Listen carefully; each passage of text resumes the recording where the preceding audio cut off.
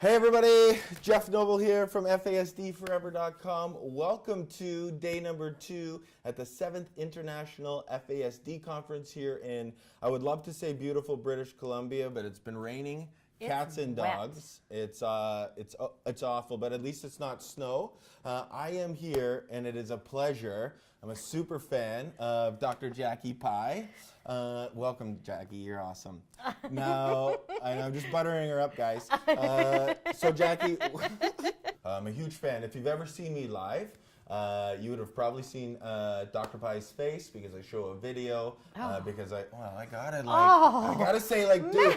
Look at what the doctor says. So I'm just not making it up. This is not fake news. So I have a bunch of questions. I really do have a bunch of questions. And this is so important for the caregivers to take a look and to listen to this because we're going to touch on some topics that really hit home. First and foremost, one of the things that we emphasize for caregivers is learning about the brain. Right. Yeah. The brain is the reason why we act the way we act and the way we do what we do. And we know that an FASD brain doesn't quite function the same as a neurotypical brain, for a lack of a term. So there's something that I teach and I got from Jackie, and it's called the brain hierarchy. So give us because so when you say it, right, you say, pretend like if you're cutting a brain in half, it's like a cauliflower, right? Yeah. And then you have, it's a brain hierarchy. So you have the brain stem, limbic system, and the frontal cortex. Yeah, you know, right? I often say the brain, it actually starts out like a tube. Like when we're like, you know, little nothing but nothings, we're just like a tiny little tube. And that's kind of the first place we go. And then the brain, it grows up and out like a cauliflower grows, sort of, right? And it's kind of how it grows, and our brain grows like that. And we have these glial cells, which are like builder cells, and they go out, right? And they're the first guys that go out. And they build like a scaffolding. And they set up the scaffolding and then preparing the way for actual brain cells. Right. And so the brain cells then come out and they climb up the scaffolding. And these dudes are amazing. Right. Amazing. Like there are billions and trillions between these glial cells and these brain cells, these neurons. There are trillions of them. There are so many, I can't even get my head around it. Like you look up in the sky and we talk about how many stars are out there. We say how big the universe is and all these. Nothing like what goes on in our brain. I know, that's mind-blowing. Don't blow my mind already. It's I know. I get really excited, and my kids always say, "You're geeking out again, Mom. This is embarrassing. Stop." This is the place to geek out. I'm sorry, I'm geeking out. But I'm amazed by the process, and even more so. So these brain cells are climbing up the scaffold to go things, and brain cells actually have a brain in them. Okay, brain cells with the brain, like these little tiny microscopic things. Yep. And in their little brain cell brains, they have two really important things. One is a map that tells them, it's like their GPS. Right. It tells them where they're going to go as they climb the scaffold. Where do I go? What do I got to do? And then the other one is a job description. When I get there, what do I do? Right. Right? And so they follow this little GPS and it tells them, oh, climb over here and go here and do this. And then when you get there, I want you to make 3 more of yourself, and I'd like you all to hold hands and even hold hands with a few other people around you. Yep. Right? Yep. And so they know what to do. Like, it's, to me, amazing. Yeah, it's mind-blowing. I mean, I'm in Vancouver right now, and if I had to, get 2 blocks away, I'd be lost. Right. Let alone these brain cells that can do this stuff in amazing ways. When we introduce alcohol to the system, alcohol changes the way everything happens. And we talk about alcohol in this developing brain, sometimes as like a developing brain injury. And think about it that way, because that's what's happening. The brain is being injured in its actual development. And it's a really unique kind of brain injury, because if I hit my head, I know exactly where my brain has been affected, right? And so I can kind of predict what's going to happen and what's going to be wrong and what doesn't work in my brain. But we have a developmental brain injury, and so the alcohol is coming in, and it will do one of 3, well, it can do many things, but there's 3 we're going to talk about. And one of them is it can wipe out that map, so that brain cell no longer knows where to go. So he just kind of finds a nice little patch of land and sets up, wherever. It can wipe out the job description. So he remembers where to go, but when he gets there, he forgets that he's got to make 3 of himself, right? Or it can simply kill that brain cell. And it could kill the brain cell, it could kill even the glial cell and remove some of the scaffold. So and lots of things can happen. When the brain stem is developing, if there's significant amount of alcohol, that's right. Miscarriages can happen. Yeah, and or the baby can die at different stages. Right. Absolutely. So then it can be lethal. Right. So then if we look at the brain hierarchy, then the brain stem and then the limbic system. Yeah. And there's two very important systems in there. Oh, and yeah. The one is reproduction. Yeah. Right? And it's very well developed, and that's where you see. It's better. Well, we're grown like this, right? So these guys are climbing, and so because they're climbing, and the alcohol comes in whenever. We don't know when the alcohol's coming in. The alcohol just enters that system, and does whatever either job description or map could be wiped out. And the conversation we always have is, are you going to be more likely to lose those if you have further distance to travel or shorter distance to travel, right? And so those brain cells that don't have to go too far, so they're right on the brainstem, they're more likely to get where they're going. It's not perfect, there could still be problems, and we know that there are still sometimes some problems, but generally they get there. And that brainstem is really important because it's what makes my heart beat and my lungs breathe. The next kind of level that wires up is this limbic, or this, which is, we sometimes call it our reptilian brain, or all sorts of things. And it is the part of our brain, so the brainstem keeps me, Jackie, alive. The next level, that reptilian brain, or whatever we want to call it, it's the part that keeps our species alive. So it's the next level of wiring that says, let's keep human beings alive. Right. And so there are two key things that keep us alive as human beings. And they are reproduction and fight or flight. Protection, safety, right? Those are the two things that, so the next best wired up system is the ability to reproduce, and not just the ability to reproduce, but the desire to reproduce. And that's when we see in teenagers that that system is well in place. Oh, right? yeah. So they have the feelings and the desires. Yeah, lots of gas pedal going on there. Right. Not a whole lot of brake. And then the fight or flight. Yeah. Right? And then tell us about when we take another Well, step and then up. the third kind of level, which is the biggest level, is what I like to sometimes refer to as the parent brain. That is one of the biggest aha moments I've ever had. Well, is when you talked about the parent brain, and I'll tell you why, because I'll use what you said, a story. And so when we're talking about the parent brain, Jackie uses a story in one of the videos with the Alberta Learning Series, and she said, have you ever been cut off in traffic? And if you say no, you're lying. And so what automatically happens when you get cut off in traffic, you get that like squirt of adrenaline, right? You're like, oh, you mother effer. And you want to do two things. You either want to ride the butt of the car, or you want to drive by and give them the stink eye and let them know, right? Oh, yeah. But then your parent brain, which is the prefrontal cortex, right? It'll say, whoa, whoa, whoa. Jackie, bring your finger back in from the car window, right? Yeah, the kids are in the back seat. Let's be a good parent. You don't want to follow through on what you're thinking, because there's consequences to that. And since that's the furthest away in the development where our brain cells have to get to, it is most likely the most damaged, and they don't have a very good parent brain. Did I say that right? You really said it well. Yeah. Can we change spots and can I start asking you questions? No way, man. Because it would just be your answers. No, I don't know. You did that really nicely. So what does that mean then if the parent brain's not working? Well, it's not that it doesn't work. Okay. It just works differently, maybe not as consistently, not as we expect. So it's not that there's not a brain there. It's just that it's going to work differently. Yep. Okay. And that's one of the things we really know is that individuals with FASD often have brains that look really intact. They look just fine. They just don't function as we expect. Right. And so when that's not functioning as we expect, then things are going to set me off, and I'm not going to have the ability to, like you say, use some judgment. Say, oh, no, you know what? I need to just put the middle finger away, and I need to, let it go, because really, what's the big deal? And that's that higher level brain. The other thing that higher level brain does is it helps me to really decide when is something truly threatening. So it allows me to say, is this an actual threat? Is this something to be worried about? So I often do examples where I'll go and I'll sit really close to people. Oops, Yeah, sorry. let's do So, it. you know, like this, right? And usually when I get this close to people, they get a little bit uncomfortable. And Yeah, they're, but I'm weird, yeah. yeah, you are weird. You really are. But, you know, people kind of go, Yeah, like, yeah. she's in my You're in my space, space, right? And it's funny because I'll be speaking and I'll do this. And immediately the reaction, right? All the time. And I'm like, okay, why are you reacting that way? And people are like, I just feel uncomfortable. Something in my belly, you're in my space. You're in my space.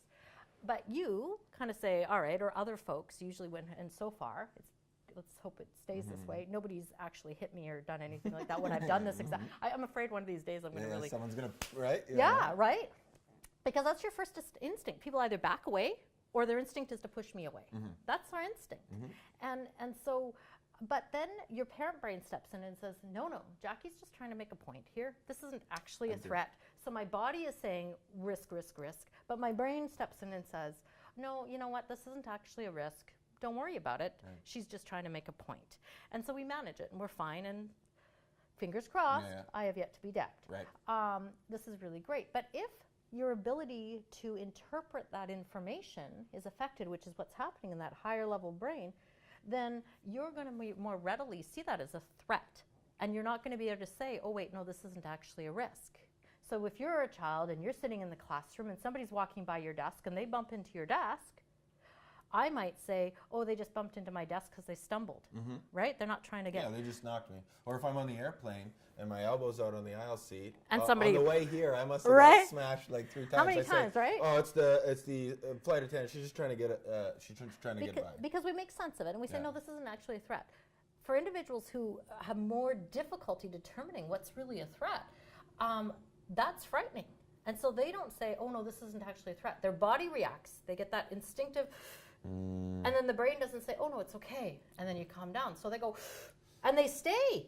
Right. Right? So Johnny bumped my desk, and now I'm, and then so-and-so, looked at me in a way, and I didn't understand it. So that is even more. And so I say oftentimes for individuals with FASD, they may run away from us, they may say things that are cruel to us, they may throw things, they may behave in ways that we say, oh, this individual is oppositional, they're defiant, they're mean, they're angry. We use these words to describe what we're seeing because that's how we make sense of it. We label the behavior. We label it because that's how we figure out how we're going to respond to it, right? How do I make sense of what they're doing so I know what to do, right? So we label, and that's how we respond. That's kind of how social interaction works. But when in fact what we're really seeing are children who are afraid, and we're seeing scared brains, And a lot of the work we're doing now based on this is to try to say, let's work with professionals and say, if you as a teacher looked at Johnny and saw Johnny hucking something or being angry or mean or cruel, and you said to him, or you said to yourself, I think Johnny's afraid right now, instead of Johnny's being defiant right now, or Johnny's being mean right now, how might you handle this differently? How might you respond to Johnny differently if you understand that they've got a scared brain? I like what you said, scared brain, not mean brain. Big shift, right? Right, so how would you respond to someone who is scared?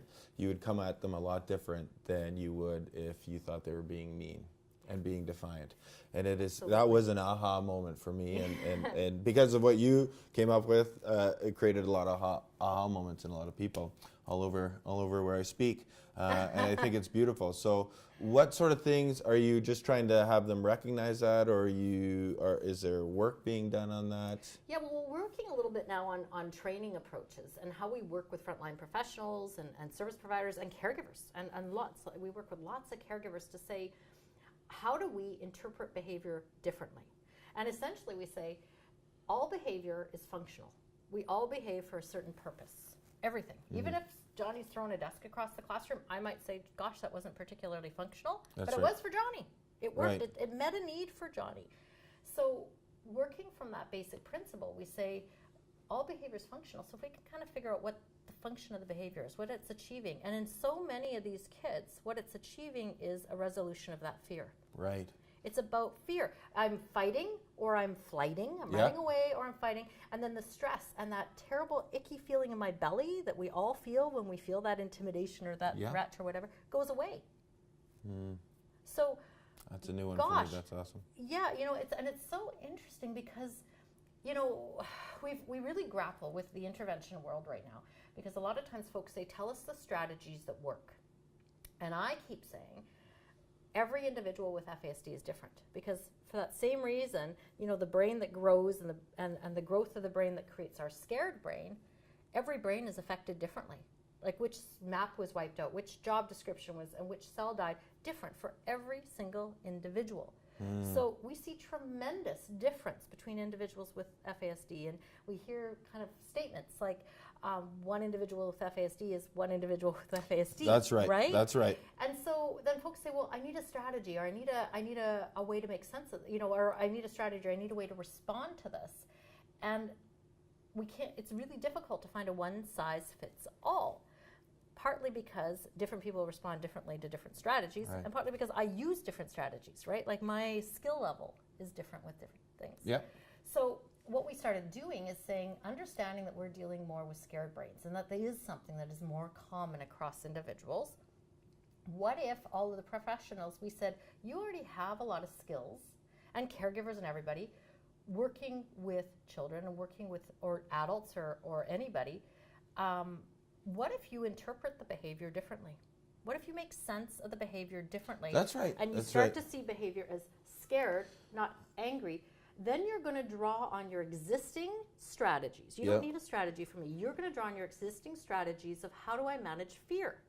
And then you can be all of a sudden that detective saying, okay, if I can try different strategies, I can figure out what works to manage this child's fear. It's a whole different playing field. It's true, right? and it's also, but it is hard for caregivers when they are in that moment because they take it personal, you know, as they would, and not being educated in the moment. They think it's towards them.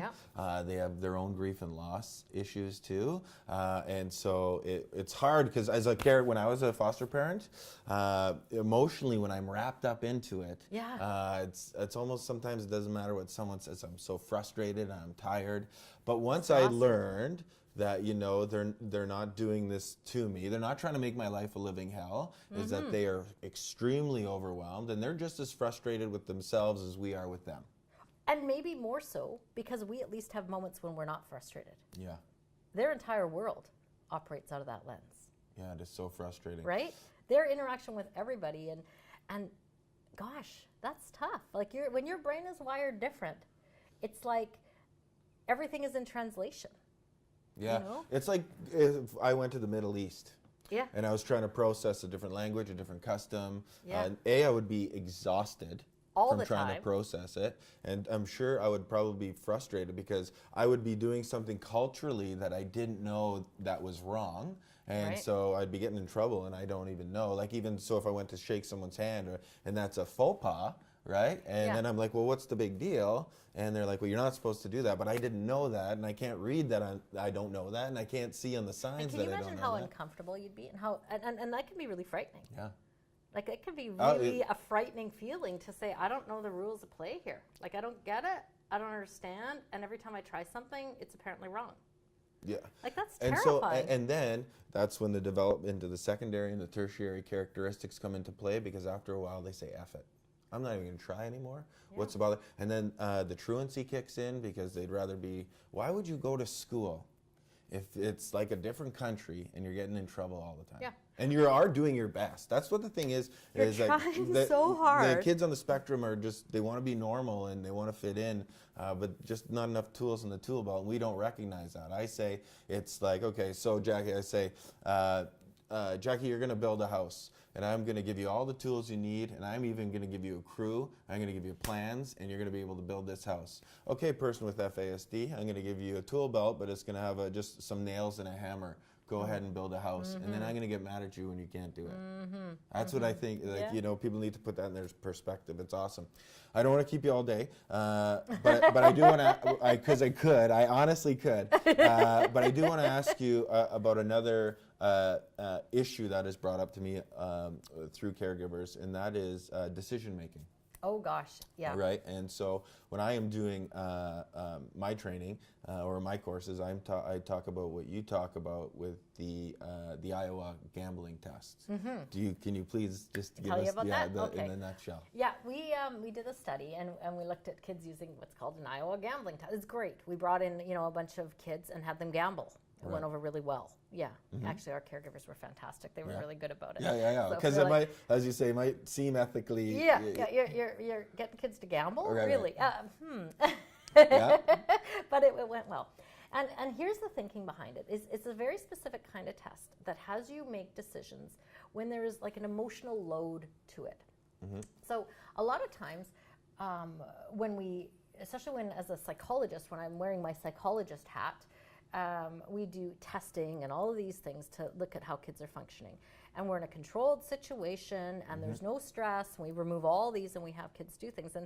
And they'll sometimes perform well on certain tasks, and I'll talk to caregivers and say, oh, they did really good on this, and they're like, and they can really make great decisions, and the caregivers, no, they don't. Like, your test doesn't mean nothing because I see them every day. Like, so there sometimes feels like a disconnect. And so we did a little bit more work into it, and we said, what's going on? Is it that I'm not getting it right, or something else is happening out there? And the answer is we're both right, and that there's different kinds of decision making. There's decision making that we call cold decision making, which means when I'm calm and my brain isn't stressed and there's not a whole lot of reward attached to it or emotion attached to it, one system in my brain helps make the decisions. When, however, I add reward or emotion or all of those things to it and try to make a decision, kind of like gambling, when there's money on the line, and I'm invested, you're at the casino, right, and it's the atmosphere. I know, right? And I'm kind of in that zone. Yeah. All of a sudden, I see differences. And so we said, well, let's check this out. Let's see what happens to decision making when we add that emotional load, that reward piece. All of a sudden, we saw the kids with FASD just really struggle, and across the board. And we look at learning curve, and we looked at kids who have typically developed brains. And they start off with difficulty, and then they get, over time, they get better, and they learn, and they learn how to bet very conservatively and win small amounts, and to kind of get into this very smart gambling curve. They learned that, these kids. Our kids with FASD didn't learn at all. It was a complete flat line. It was a complete flat line. Their ability to say, oh, wait a minute, I need to make a better decision here. I need to understand sort of the consequences and learn from this in that situation, under that load, didn't occur in the same way.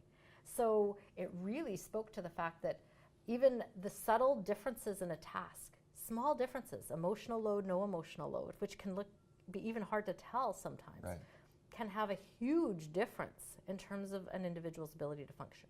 It does for all of us, it really does. But when you have a more typical developed brain, well, as typical as my brain is developed, I'm not sure, I like to pretend anyway, right? True. But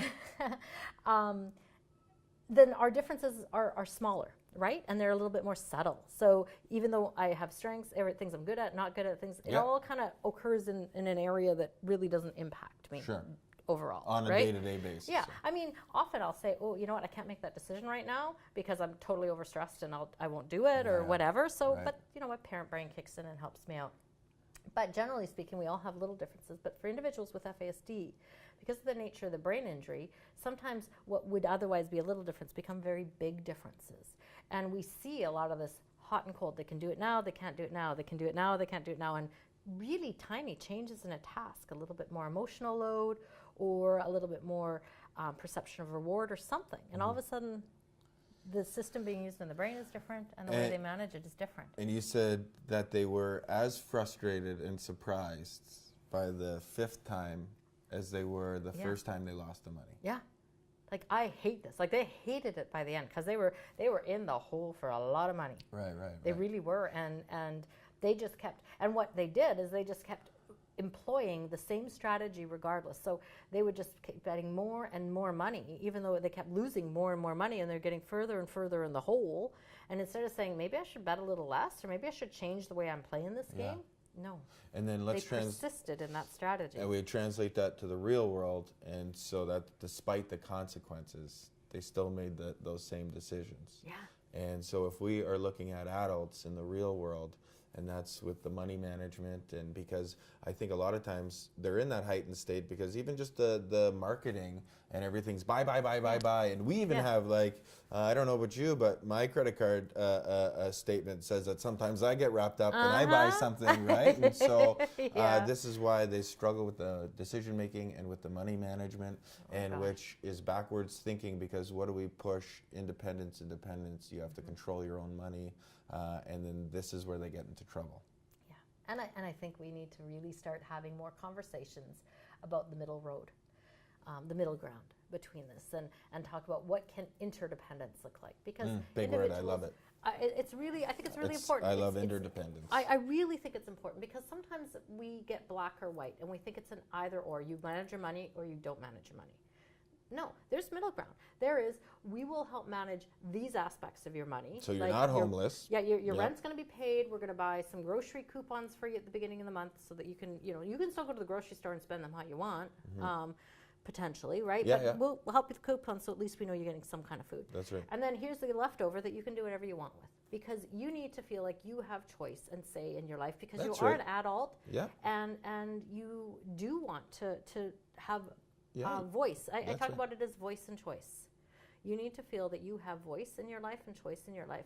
If everybody's doing everything for you, how are you ever going to engage?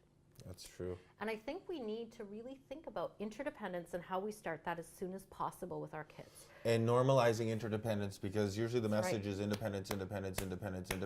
No. And you'll find out as they get older, they're not able to do that without supports. Or we go the other way and we say dependence, external brain, don't think for yourself. Right. Like so sometimes that's what you're we talking. take it all away. Right. And it's like, no, we can't do that either, because if somebody made every decision for me and told me I can't ever think for myself, I would feel, crappy, like it would suck, right? I don't want to have everybody do everything. I need to say, no, this is what I like, this is what's important, this is how I want to go. I need to feel that I have some choice in decision making, or I'm going to be unmotivated, I'm going to be uncaring, and I'm not going to be invested in anything when everybody else is telling me where to go and what I need to do and how to get there. But we can find the middle ground, and I tell the story sometimes of my son. I can't believe I'm saying this on the webinar, and I hope he never sees this. He'll kill me. Yeah. But say it. I'm gonna. When he was little, he was probably about 2 or 3 years old, in that lovely place where they begin to really want to think about their own little independence at that level, and he didn't like to wear pants at all. He liked to run around like with nothing. Like we're talking nothing. He was, he it just doesn't really change when you're older. I know, guys. It's a boy thing, I think, right? It's a boy thing. So we would have these knockdown dragouts in the morning when I wanted to go out and get groceries or do something, and I'd be like, "We need to put your pants on." And he's like, "No," and it was a fight, and it was a fight, and it was a fight, and I would try to bribe him, and I tried this, and I tried that. Finally, with some advice from somebody else, I said, okay, you know what, we're going to go at this different. I'm going to give you voice and choice. So I said, hey, Nathan, what pants do you want to wear today? You want the green pants, the red pants, or the blue pants? You get to pick your pants today. Well, guess what? That's awesome. All of a sudden, he had choice. He'd say, I didn't give him a choice of whether or not he could wear pants, because he needed to wear pants to go out. That was not a choice I could give him. And as long as I was fighting him on that choice and saying, you have no choice, he fought back and said, you want to bet? You ever try to force pants onto a kid that age? Right. I lost that battle almost every time, and I can't tell you how many pants got ripped. So instead of saying, let's have a fight about where you have no choice, I thought, with help, why don't I find where the choice is? Where's safe decision making? Where is your safe choice? And with our kids with FASD and our teens and our adults, we need to start that early. We need to help them learn to have voice and choice early on, even if it means only 2 choices and they're very safe. Which pants do you want to wear? Well, I don't know, and that's too many choices. Okay, well, let's go down to 2. Let's find out what's your safe choice band. Like, let's talk to our kids about that. Let's say if you feel overwhelmed by that many choices, let's reduce your options. Let's practice this, because when you hit 18, people are going to start asking you to make decisions. Because for most of our kids, you're not going to get legal guardianship. So they're going to have, legally, voice and choice. So why don't we spend 18 years practicing that, training that for that middle ground, so that they're used to saying, I need help. What would be my choices here? Right. Okay, well, you could spend your money here, here, or here. Oh, okay, well, I'm going to go do this. Yeah. So then they learn to ask for help. What are my choices here? What are my options here? Can you help me get my things lined up, and then I'll make my choice. My gosh, that's so smart. Listen, I could have you. Do you just want to hear? Just take it, and she could do all day. You're awesome, dude. Before we go, we got other people. Yes. What are you working on? Are you plugging anything? What's going on? What's happening in the future? Lots of intervention work. We're doing lots of work right now, trying to work a lot with teens, actually. You know what? Intervention can really do important things. Kids, adults, adolescents, everybody with FASD can learn strategies, can gain skills, and can develop in and of themselves. I know. I could just jump in. So happen. I can just jump into your study with the math, with the control group and the non-control group, and developing that strategy, even saying the numbers back. Huge. But I can't because I got other people. Yeah. So okay. change can happen. We're still doing it. We're doing lots of intervention work. People who are interested or curious are welcome to send me emails. Send me emails first. There's thousands of people. Oh, send him emails, and then he'll send you answers or points. Oh, thank you. You're welcome. I'm a huge fan of Dr. Pei, and so trust me, when she has something new, I suck it up like a sponge, so I'm definitely going to bring that to you guys. Dr. Pei, you're awesome, man. Jackie. It's Jackie. Sorry. Doctor. How many times? Okay, Jackie. Listen, man, if you were a baseball player, you just hit a home run. You're awesome.